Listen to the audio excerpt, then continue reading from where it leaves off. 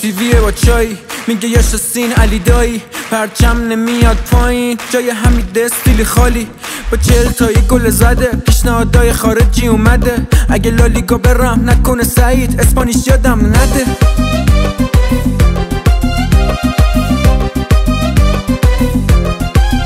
رو نیم کرد که جات نیست تو روم سردار آزمون، میاد رو چشات موت مگه چی داره تو شامپوت، نگو بهم چه شجاعی خلیل زاده ترینم، پریدم نوک برج اماراتو بگیرم.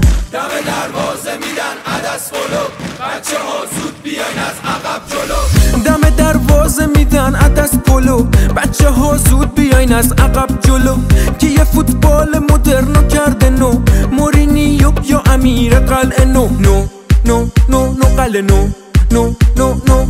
مهاجم اگه باشه توی تهران هم میرسه پرتابای بیران ون، بازی با اسپانیا حیف باختن، عوضشون جوری اوت انداختن. اوت اوت اوت اوت آقا اوت اوت اوت اوت.